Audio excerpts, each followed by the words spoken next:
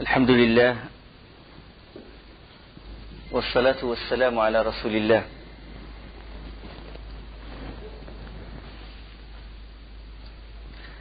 À la porte de Médine.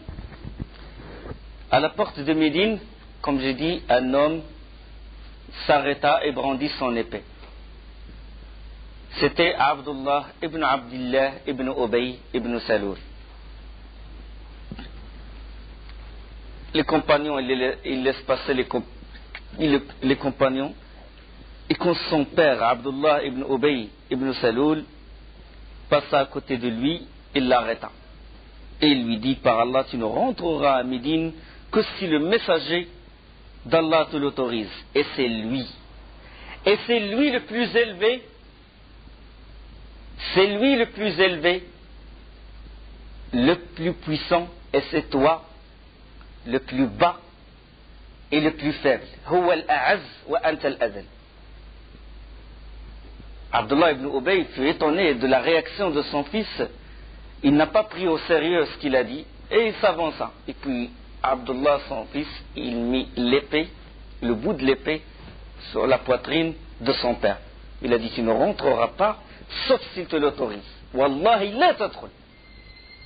Je ne te laisse pas rentrer. L'information est parvenue au prophète sallallahu alayhi wa sallam. Aussitôt il est intervenu, il a envoyé quelqu'un dire, le messager d'Allah t'autorise de rentrer à Médine.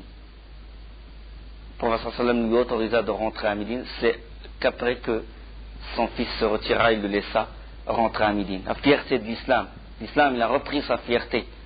Abdullah ibn Ubay n'a plus de valeur alors qu'il était l'un des chefs de Khazraj. Bien sûr, ceci n'a fait qu'accentuer la haine dans le cœur de cet hypocrite. Ceci n'a fait qu'accentuer la haine dans le cœur de cet hypocrite. Zayd ibn Arqam. Zayd ibn Arqam qui a entendu ce qu'a dit Abdullah ibn Ubay ibn Saloul, quand les compagnons l'ont démenti et ils n'ont pas cru à ce qu'il a dit, ils ont dit au prophète sallallahu alayhi wa sallam peut-être qu'il a mal interprété la chose et tout, était chagriné à cause de ça. Pourtant il a entendu ça. Il a entendu que Abdullah ibn Ubay, il a dit ça, la yukhrijanna al-a'azz min al-adhall, que le plus puissant, le plus fort et le plus élevé va chasser le plus bas et le plus faible. Et il a été, comme j'ai dit, envahi par un immense chagrin. Le hadith, il se trouve dans le Bukhari. Et pendant ce temps-là, le prophète sallallahu alayhi wa sallam, il reçut la révélation d'un chapitre du Coran intitulé Al-Munafiqun, les hypocrites, dans les paroles les paroles que Zayd a dit, avait rapporté, se sont attribuées au grand hypocrite qui est Abdullah ibn Ubay ibn Saloul. Et le prophète sallallahu alayhi wa sallam, il poussa son cheval vers Zayd ibn Arqam. Et il trouva Zayd ibn Arqam en train de marcher, la tête baissée, et chagriné, et puis il lui a pris son oreille, il a pris l'oreille, et il a dit, garçon, Allah a confirmé ce qu'a entendu cette oreille. Il a dit ça à Zayd ibn Arqam. Et le lendemain, il récita, sallallahu alayhi wa sallam, les versets de la sourate al-Munafiqun. A'udhu billahi as-sami' al-alim min ash-shaytan ar-rajim. Bismillahir rahmanir rahim. Idha ja'aka al-munafiqun qalu nashhadu innaka la rasulullah wallahu ya'lamu innaka la rasuluhu wallahu yashhadu innal munafiqina lakadhibun. Quand les hypocrites viennent à toi, ils disent, nous attestons que tu es certes le messager d'Allah. Allah sait que tu es vraiment son messager, et Allah atteste que les hypocrites sont assurément des menteurs. اتخذوا أيمانهم جنة فصدوا عن سبيل الله اتخذوا أيمانهم جنة فصدوا عن سبيل الله إنهم ساء ما كانوا يعملون. Ils prennent leur serment pour bouclier et obstruent le chemin d'Allah. Quelle mauvaise chose que ce qu'ils faisaient. Ils prennent leur serment comme bouclier. Ils se protègent en disant, ils font la shahada, ils font la prière, c'est pour se protéger. Pour se protéger des mains des musulmans. Bouclier. هم الذين يقولون لا تنفقوا على من عند رسول الله حتى ينفضوا ولله خزائن السماوات والأرض ولكن المنافقين لا يفقهون. Ce sont eux qui disent ne dépensez point pour ceux qui sont auprès du messager d'Allah afin qu'ils se dispersent et c'est à Allah qu'appartiennent les trésors des cieux et de la terre, mais les hypocrites ne raisonnent pas.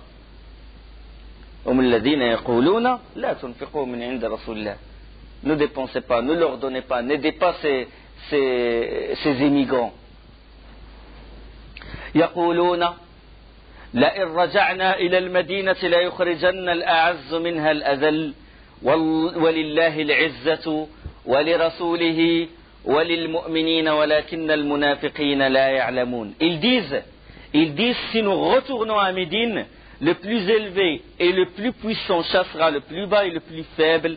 Or c'est à Allah qu'est la puissance ainsi qu'à son messager et aux croyants, mais les hypocrites ne le savent pas. Parlant de qui? D'Abdullah ibn Ubay. Il a dit le plus élevé, le plus puissant, c'est lui qui va chasser le plus faible. Ils disent si nous retournons à Médine, le plus élevé et le plus fort, le plus élevé et le plus puissant chassera le plus bas et le plus faible. Donc Allah subhanahu wa ta'ala il a dévoilé et il a confirmé ce qu'a entendu, ce qu'a dit Zayd ibn Arqam radiyallahu anhu. Le prophète sallallahu alayhi wa sallam, d'habitude dans l'expédition il avait l'habitude de laisser quelqu'un en arrière de l'armée pour voir est-ce qu'ils ont oublié quelque chose, est-ce qu'ils ont laissé quelque chose. Et c'est Safwan ibn al-Mu'attal qui a cette mission. Lui, il reste toujours derrière. Il voit, ou peut-être qu'ils vont être attaqués par derrière ou quelque chose. Donc, est-ce qu'ils ont oublié quelque chose? Donc, il avait cette mission. Et il n'avait pas passé la nuit dans le camp. Et il aperçut une silhouette. Il se dirigeait vers cette silhouette et il l'a reconnu. Il reconnut que c'est Aïcha parce qu'il a l'habitude de la voir avant que les versets du hijab, du voile, ne furent révélés. Il l'a reconnu. Et puis il a dit Inna lillahi wa inna ilayhi raji'un. Inna lillahi wa inna ilayhi raji'un. Nous appartenons à Allah. En vérité, nous sommes à Allah et c'est à lui que nous devons retour. C'est à lui que nous retournerons. Et Aïcha s'est réveillée quand il a entendu Safwan ibn Mu'attal faire l'istirja, dire ceci. Il s'est réveillé. Et puis il n'a pas échangé un mot avec Safwan ibn Mu'attal. Il a dit on n'a échangé aucun mot. La seule chose que j'entendais de lui c'est Inna lillahi wa inna ilayhi raji'un. Inna lillahi wa inna ilayhi raji'un. Il a dit je n'ai pas vu homme plus noble que lui. Il ramena son chameau et l'agenouilla près de Aïcha et il s'est éloigné pour ne pas la voir monter sur le chameau. Et il a parlé, il a pris la bride du chameau et est parti rapidement. Et au moment où la halte de l'armée allait prendre fin et où les hommes s'étaient déjà reposés, à la grande surprise, voilà que Aïcha, sur le chameau, conduit par Safwan ibn al-Mu'attal. Là, Abdullah ibn Ubay ibn Saloul, toujours plein de répit, toujours plein de haine, surtout l'humiliation qu'il a endurée devant tous les compagnons, qu'il n'est rentré à Médine qu'après la permission du prophète sallallahu alayhi wa sallam, commença à chuchoter des propos médisants contre Aïcha et Safwan ibn al-Mu'attal.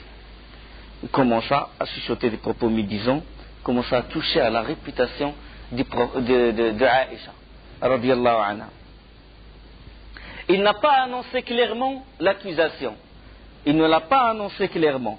Mais avec la propagation, chacun il transmet, chacun il ajoute sur la chose, jusqu'à ce que fût l'accusation de zina, de l'adultère, directement. Lui, il était insidieux. Et il était rusé. Il n'a pas mentionné. Il a dit peut-être qu'il ne se s'est pas sauvé d'elle et elle ne s'est pas sauvée de lui. La naja minha ما أظن أنه نجا منها ولا نجت منه. C'est ce qu'il a dit. Il a juste insinué. Et ce fut l'accusation, ce fut la diffamation, ce fut l'ifk dont parle Allah subhanahu wa ta'ala. Qissatul ifk. L'ifk. Alors, juste après son retour à Médine, Aïcha, elle tomba malade, radiyallahu anha. Il a dit, je n'ai pas été consciente du trouble. Tout le monde fut agité, c'est un scandale si vous voulez, agité par ces propos médisants. Et Aïcha, il n'était pas au courant. Il n'était pas au courant de ce que disaient les gens. Jamais il n'a pensé de choses pareilles. Et elle tomba malade. Il ne remarqua rien du tout, il ne remarqua aucun changement, sauf une certaine réserve de la part du prophète sallallahu alayhi wa sallam. Une certaine réserve, et le prophète sallallahu alayhi wa sallam, si vous voulez, ne s'occupait pas d'elle comme avant, surtout quand elle tombe malade. Le prophète sallallahu alayhi wa sallam, il montra une certaine attention, une certaine affection, il essaie de la faire rire, de la consoler, mais cette fois, non. Cette fois, il ne dit rien. Quand il rentre, il dit Kayfatikum, comment va-t-elle? Il ne la nomme même pas. Il dit comment va-t-elle? Il a remarqué ça, Aïcha radiyallahu anha. Et il a été peiné par le comportement du prophète sallallahu alayhi wa sallam, cette froideur du prophète sallallahu alayhi wa sallam, puis il demanda d'aller chez sa mère.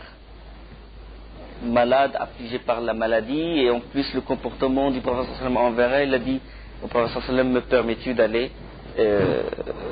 d'aller chez ma mère, assisté par ma mère. Le prophète sallallahu alayhi wa sallam lui autorisa d'aller voir sa mère, Rouman radiyallahu anha.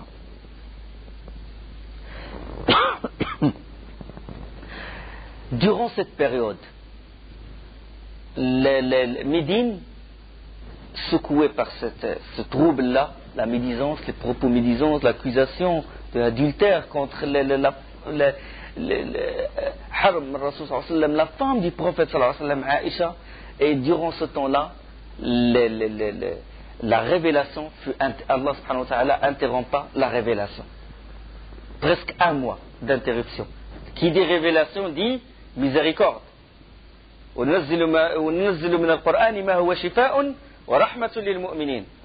fait descendre du Coran, on fait descendre le Coran a fait descendre du Coran ce qui est miséricorde et une guérison pour les croyants. Rahma.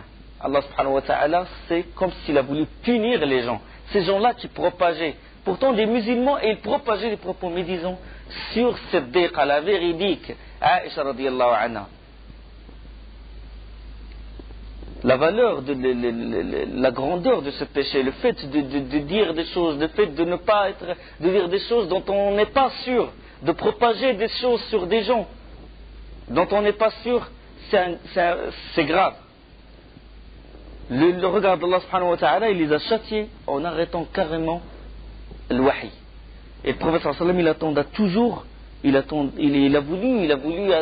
a voulu qu'il recevoir une confirmation d'Allah sur ce qui s'est passé. Il attendait la révélation, il l'espérait, mais comme rien ne venait, qu'est-ce qu'il a fait? Il a convoqué les plus proches, ses plus proches parents, à savoir Ali radiyallahu anhu et Zayd et Osama ibn Zayd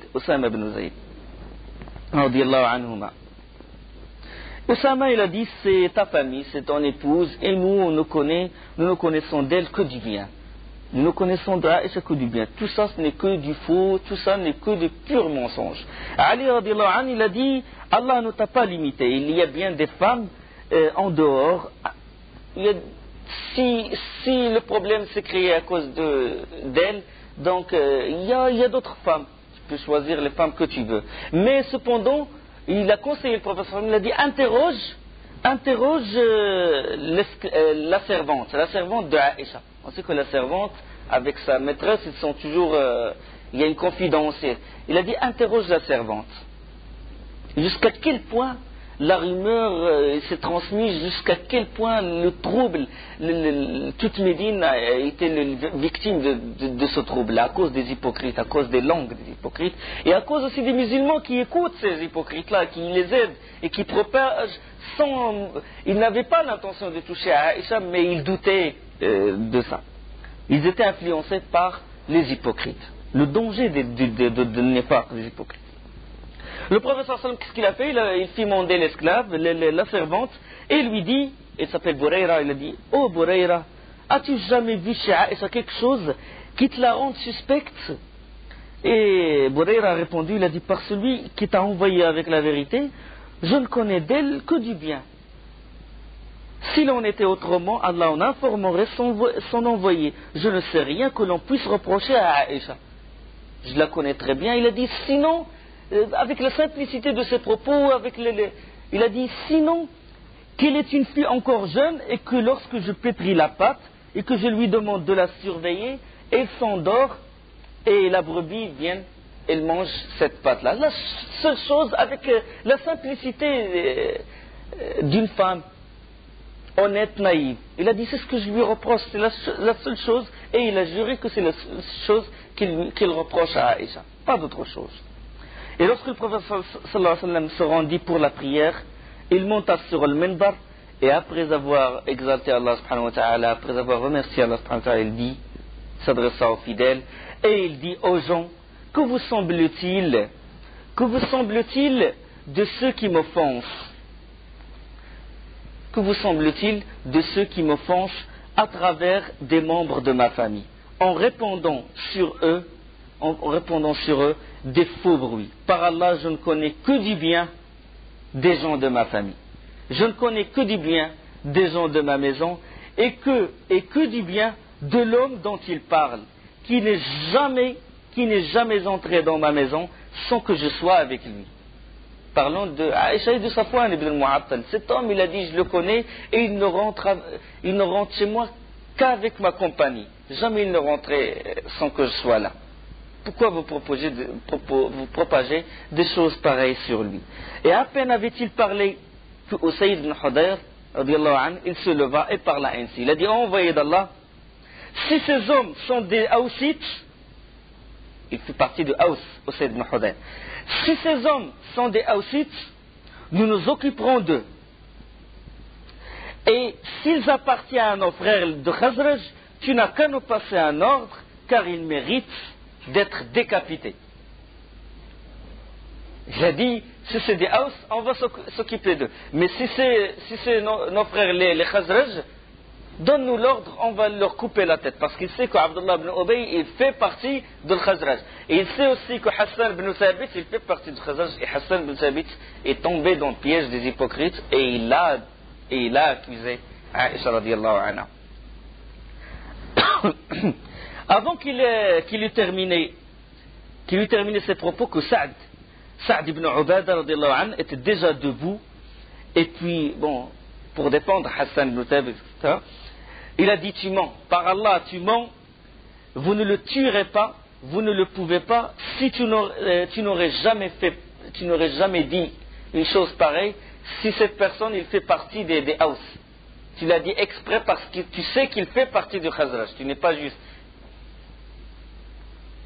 Il a été emporté par tellement l'événement, par le chuchotement, la médisance, il a été emporté par cette vague et il ne s'est pas contrôlé, et il a dit ça. Et Usayd ibn Hudayr, il a dit par Allah, c'est toi qui es le menteur. Il a dit, nous les tuerons. Il a dit, nous les tuerons assurément, car tu es un hypocrite manœuvrant au nom des hypocrites. Ça veut dire que tu les protèges. Tu sais que Ubay, c'est lui qui a dit telle chose, et ils commencèrent à se quereller. Et le prophète sallam les calma, il a dit, taisez-vous, arrêtez. Il descendit de l'Manbar et il est rentré chez lui. Tout ça, Aïcha n'est au courant de rien. Malade, il n'a remarqué que la froideur, certaines froideurs du prophète sallam, et il est resté chez sa mère. Il n'a rien remarqué. Il n'a rien remarqué de ce qui s'est passé à Médine. de ce qui s'est passé à Médine. Et un jour, alors qu'il sortait avec la mère de Mistah ibn Uthatha, une femme, une des compagnons du prophète sallallahu alayhi wa sallam, alors qu'elle sortait avec cette femme-là, cette femme est la mère de Mistah. Mistah, c'est l'un des émigrants qui a participé à la bataille de Badr. Et il est sorti avec elle un soir, et alors qu'elle marchait à son côté, la mère de Mistah trébucha sur sa robe et s'écria: malheur à Mistah. Que trébuche Mistah, malheur à Mistah. Et Aïcha, il a répondu, il a dit qu'Allah ne plaise. Il a dit, voilà donc une parole, une vilaine chose à dire. Comment tu dis une chose pareille sur quelqu'un qui fait partie des gens de Badr, qui a participé à la bataille de Badr? Et Mistah a répondu, il a dit, fille d'Abu Bakr, se peut-il que la nouvelle ne t'ait pas atteinte? Il a dit, quelle nouvelle? Quelle nouvelle? J'ai rien entendu. Et alors Mistah, il a fait le récit, il a parlé de la diffamation et de la façon dont cette diffamation se colportait. Et Aïcha, il retomba malade à cause de ce qu'a dit Mistah, et il retourna chez elle. Directement, il retourna chez sa mère, et il appela sa mère, il a dit: mère, qu'Allah te pardonne, les gens parlent, et tu ne m'en souffles pas un mot. Et sa mère, Roman radiallahu anha, elle a dit: ma petite fille, ne le prends pas si à cœur, par Allah, il est rare qu'une femme belle, mariée à un homme qu'il aime, échappe aux désagréments que multiplient contre elle les autres épouses. Il a dit: ne prends pas les choses à cœur. Et Aïcha, il est resté éveillé toute la nuit, en train de pleurer, 2 jours, en train de pleurer. Il a dit: j'ai pleuré jusqu'à me fondre le cœur. Subhanallah, l'innocente, comment les gens osent dire une telle chose sur elle, radiyallahu anha. Et alors là, un jour quand elle était chez ses parents, une femme parmi les Ansar est venue voir Aïcha, et il a demandé permission pour rentrer voir Aïcha dans sa chambre, et Aïcha lui a permis, puis il s'est assis, cette femme Ansarite près de Aïcha, commença à pleurer avec elle pour la consoler, pour la réconforter, et le prophète sallallahu alayhi wa sallam, pendant ce temps-là, il rentra, il dit: oh Aïcha, il s'assit près de Aïcha, il lui dit: oh Aïcha, on m'a dit telle et telle chose sur toi, et si tu es innocente, Allah ne manquera pas de proclamer ton innocence. Et si tu as fait quelque chose de mal, demande-en pardon à Allah et repens-toi. Car en vérité, si le serviteur d'Allah demande pardon et se repent à Allah, Allah lui pardonne. Et Aïcha, il le regarde, étonné, comment il doute d'elle, le prophète sallallahu alayhi wa sallam, puis il se tourna vers son père, il a dit: Père, réponds à l'envoyé d'Allah, réponds. Et Abu Bakr radiallahu anhu, il a dit: je ne sais pas que dire à l'envoyé d'Allah. Et il se tourna vers sa mère, il a dit: réponds à l'envoyé d'Allah pour moi, mère, réponds à l'envoyé d'Allah pour moi, défends-moi. Et sa mère, il a dit pareil, il a dit: je ne sais pas que dire à l'envoyé d'Allah. Subhanallah. Tellement une grande épreuve, c'est l'une des grandes épreuves de Aïcha et de Abu Bakr radiallahu anhu et de sa mère et du prophète sallallahu alayhi wa sallam. Et Aïcha, étonnée de les voir comme ça, douter de son innocence, etc., il a dit: je sais bien que vous avez entendu ce que les gens disent, que cela est entré dans vos âmes et que vous l'avez cru. Si donc je vous dis que je suis innocente, et Allah sait que je suis innocente, vous ne me croirez pas. Tandis que si je vous avouais que j'ai commis ce dont Allah sait que je suis innocente, vous me croirez? Si je vous avoue, alors qu'Allah sait que je suis innocente, vous allez me croire?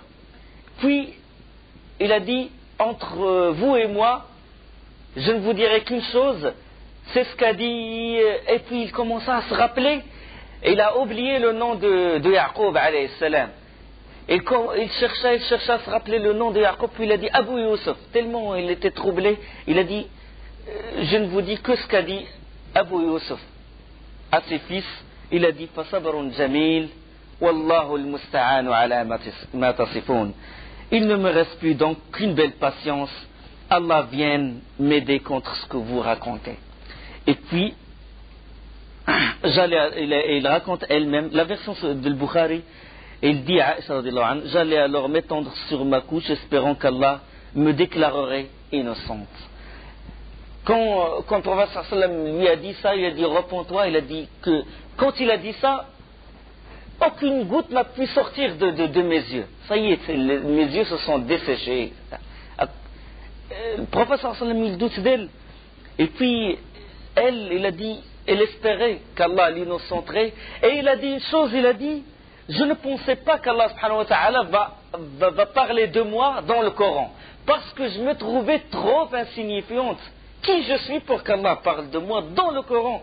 Qui je suis pour qu'Allah révèle à son prophète des versets parlant de moi? Et il a dit, tout ce que je souhaite, c'est que Allah subhanahu wa ta'ala, que le prophète sallallahu alayhi wa sallam verra dans le songe, dans le rêve, parce que le songe des prophètes, il est véridique, quelque chose qui m'innocenterait. Et il s'est retiré, radiyallahu anha, et le prophète sallallahu alayhi wa sallam resta un moment. Il resta un moment, puis il fut touché par les agitations. Quand il reçoit la révélation, il reçoit une certaine pression, il montre certains signes que des perles de sueur il coulent sur son visage et son corps, et qu'Abu Bakr radiyallahu anhu et Roman, ils connaissent les manifestations de la révélation. Le prophète sallallahu alayhi wa sallam, en ce moment-là, il commença à avoir ces signes-là. Et Abu Bakr, quand il le voit, il a dit jamais je n'ai été mis à l'épreuve qu'à ce moment-là. Il a dit j'avais peur que si le prophète sallam recevait une révélation qui confirmait ce que disent les gens. Il a dit j'étais dans une situation critique. Et Aïcha, il a dit Wallahi, il a dit cette révélation, cette manifestation ne m'a même pas troublé parce que je savais que je suis innocente. Je savais que je suis innocente. Et puis lorsque la pression il fut relâchée, le prophète sallallahu alayhi wa sallam a reçu la révélation et il dit d'une voix vibrante de joie: Oh Aïcha, loue Allah car il t'a déclarée innocente. Allah subhanahu wa ta'ala, il a déclaré qu'Aïcha était innocente par les versets du Coran. Coran, qu'on lira jusqu'au jour dernier, qu'Allah subhanahu wa ta'ala l'a innocentée, Aïcha, la véridique, la fille du véridique. Et puis Roman, la mère d'Aïcha, elle a dit lève-toi et va vers l'envoyé d'Allah. Lève-toi et réjouis et tout. Il a dit à Aïcha lève-toi et va vers l'envoyé d'Allah. Il a dit par Allah, je n'irai pas le voir. Il a dit je n'irai pas à lui et je ne louerai qu'Allah. Tellement il a été touché par les propos médisants des gens. Il a dit ceci, il a dit la ahmadu illallah, la aqumu ilayh, wallahi la aqumu ilayh. Radiyallahu anha.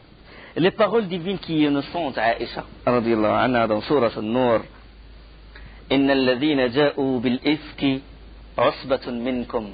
Surah An-Nur. Inna alladhina ja'u bil ifki usbatun minkum. La tahsabuhu sharran lakum, bal huwa khayrun lakum. Likulli imri'in minhum maktasaba min al-ithm, walladhi tawalla kibrahu minhum lahu 'adhabun alim.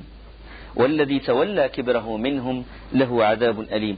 Ceux qui sont venus avec la calomnie, la calomnie, la diffamation mensongère, les paroles mensongères, ceux qui sont venus avec la calomnie sont un groupe d'entre vous. Ne pensez pas que c'est un mal pour vous, mais plutôt c'est un bien pour vous, à chacun d'eux ce qu'il s'est acquis comme péché. Celui d'entre vous qui s'est chargé de la plus grande part aura un énorme châtiment. Celui d'entre vous qui s'est chargé de la plus grande part, ce fut qui? Abdullah ibn Ubay ibn Salul. C'est lui qui était en arrière-plan. C'est lui qui propageait. لولا إذ سمعتموه ظن المؤمنون والمؤمنات بأنفسهم خيرا وقالوا هذا إفك مبين Pourquoi, lorsque vous l'avez entendu, les croyants et les croyantes n'ont-ils pas en eux-mêmes conjecturé favorablement et n'ont-ils pas dit c'est une calomnie évidente? Allah subhanahu wa ta'ala, il a évoqué la position de Abu Ayyub al-Ansari radiyallahu anhu. Abu Ayyub, ce verset-là, il fut révélé à son propos, c'est-à-dire qu'Allah subhanahu wa ta'ala l'a complimenté. Il a dit à son propos ce verset-là. لولا إذ سمعتموه ظن المؤمنون والمؤمنات بأنفسهم خيرا وقالوا هذا إفك مبين. Lorsque vous l'avez entendu, normalement vous devez conjecturer favorablement. Vous ne devez pas avoir d'arrière-pensée et vous devez dire que c'est du pur mensonge. Abu Ayyub, sa femme, vint lui dire, Abu Ayyub, est-ce que tu as entendu? Tu as entendu ce qui se passe à Médine? Il a dit oui. Et Ayyub, il a dit, qu'en penses-tu? Puis il a dit, Ayyub, est-ce que toi tu oses faire ceci? Est-ce que toi tu oses faire ce genre de choses? Ce qu'ils disent de Aïcha, tu oses le faire? Il a dit, Allah ne plaise, jamais je le ferai. Il a dit, est-ce que moi je peux le faire? Est-ce que moi j'ose faire ceci? Il a dit, jamais. Je t'ai jamais connu, je t'ai connu toujours vers le droit chemin. Jamais je crois que tu pourrais le faire. Et il a dit, Aïcha est mieux que toi, est meilleur que toi, est plus pudique. Et Safwan ibn Mu'attal, il est mieux que moi. Ah, solution, raisonnement clair et net. Radiyallahu anhu. لولا جاءوا عليه بأربعة شهداء فإذا لم يأتوا بالشهداء فأولئك عند الله هم الكاذبون. Alors il faut toujours s'assurer, il faut toujours qu'il y ait des témoins. Pourquoi n'ont-ils pas produit à l'appui de leurs accusations 4 témoins? S'ils ne produisent pas de témoins, alors ce sont eux auprès d'Allah les menteurs. ولولا فضل الله عليكم ورحمته في الدنيا والآخرة لمسكم فيما أفضتم فيه عذاب عظيم. N'eût été la grâce d'Allah sur vous et sa miséricorde ici-bas comme dans l'au-delà, un énorme châtiment vous aurait touché par cette calomnie dans laquelle vous vous êtes lancé. Allah subhanahu wa ta'ala a failli jeter un châtiment, châtier tout le monde à cause de cette calomnie.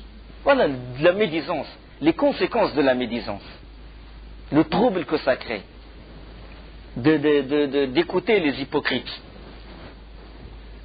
إذ تلقونه بألسنتكم وتقولون بأفواهكم ما ليس لكم به علم وتحسبوه هينا وهو عند الله عظيم.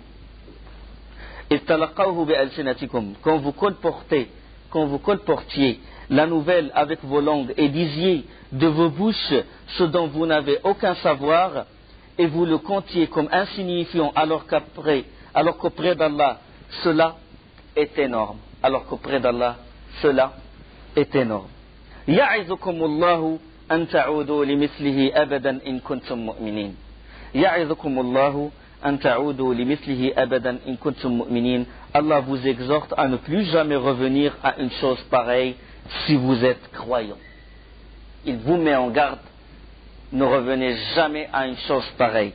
ويبين الله لكم الآيات Wallahu alimun hakim. Allah vous expose clairement les versets et Allah est omniscient et sage. إن الذين يحبون أن تشيع الفاحشة في الذين آمنوا لهم عذاب أليم في الدنيا والآخرة والله يعلم وأنتم لا تعلمون. Ceux qui aiment que la turpitude se propage parmi les croyants auront un châtiment douloureux ici-bas comme dans l'au-delà. Allah sait et vous ne savez pas.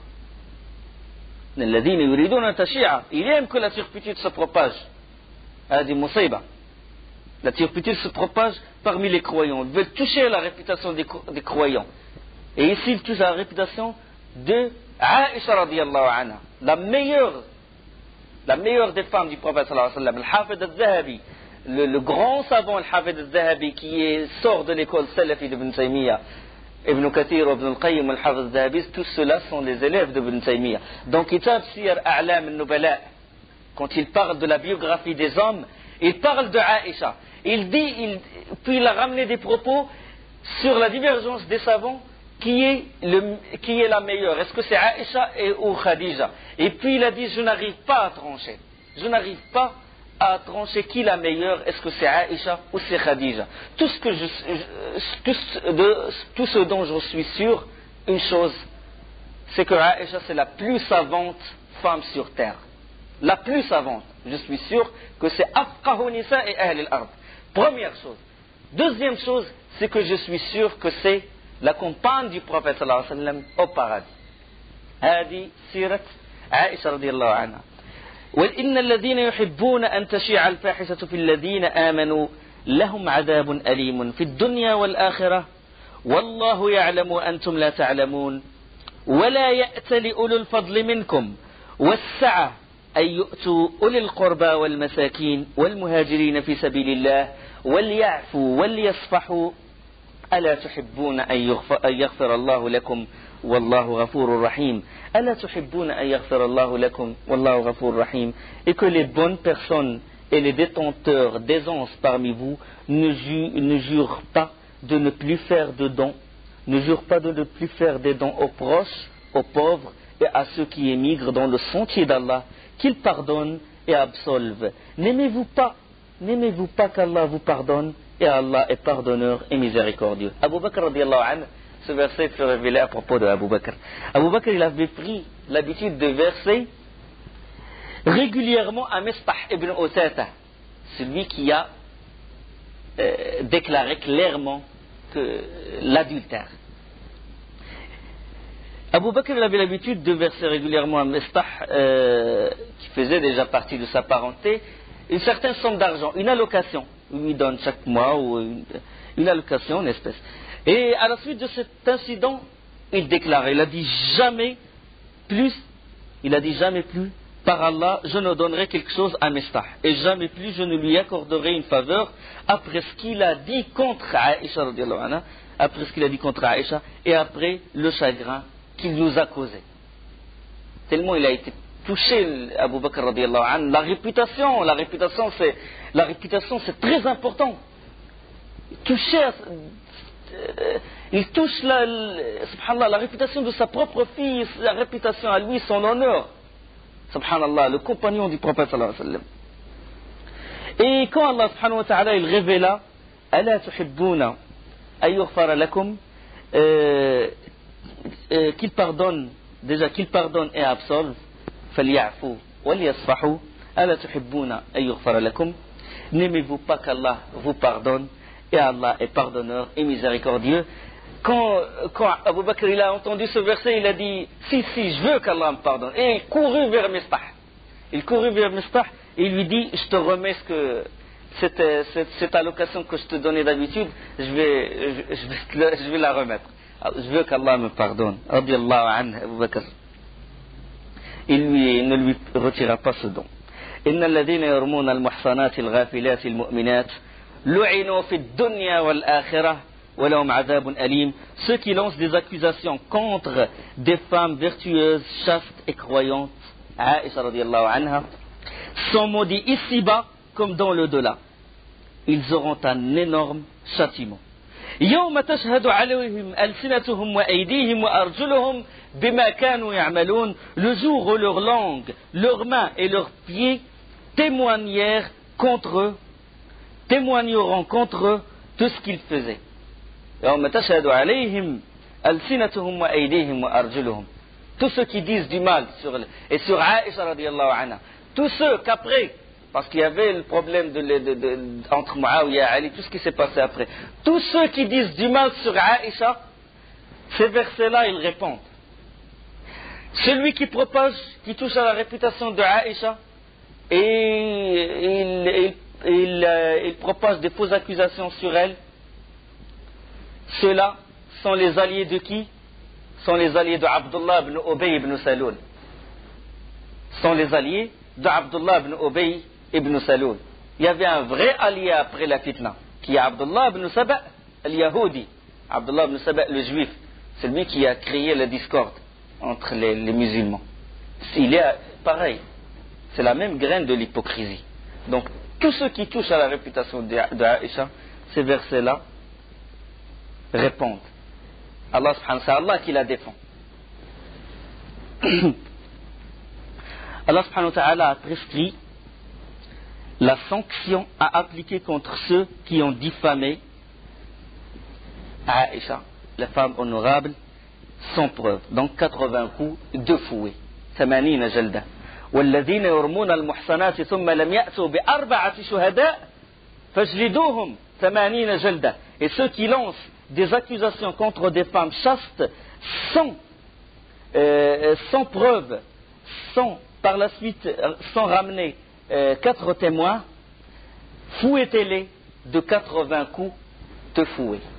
80 جلدة.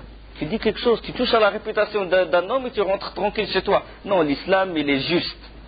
80 coups de fouet. Subhanallah. Comment parce que la religion, elle est venue, pourquoi? Pour protéger l'islam. Les lois, elles sont venues pour protéger d'abord la religion de la personne, pour protéger son honneur, pour protéger ses biens. On coupe la main du voleur si jamais ses biens sont volés, ou bien s'il lèse quelqu'un, il est injuste envers quelqu'un, il lui prend son argent. Il y a des juges, il y a les lois du l'islam qui s'appliquent pour que le lésé il aura son droit. 80 coups de fouet. Cette sentence, il fut appliquée à Mistah ibn Usatha, pourtant un Badrit. Pourquoi? Il a entendu, il a répété ce qu'ont dit les hypocrites. 80 coups de fouet contre Mistah ibn Usatha. 80 coups de fouet contre Hassan ibn Thabit. Hassan ibn Thabit, radiyallahu anhu, qui lui, il défend par la langue le prophète sallallahu alayhi wa sallam, comment il est tombé dans le piège des hypocrites. Voilà la médisance, le danger de la médisance.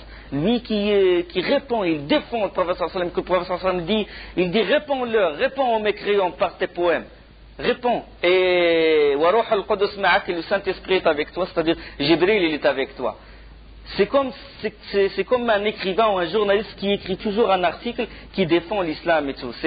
Avec les moyens de l'époque, c'était comme ça. Il répond par les poèmes et il est tombé dans le piège des hypocrites. Et fut tombé dans le piège des hypocrites également Hamna bint Jahsh. Hamna bint Jahsh, c'est la sœur de Zaynab bint Jahsh.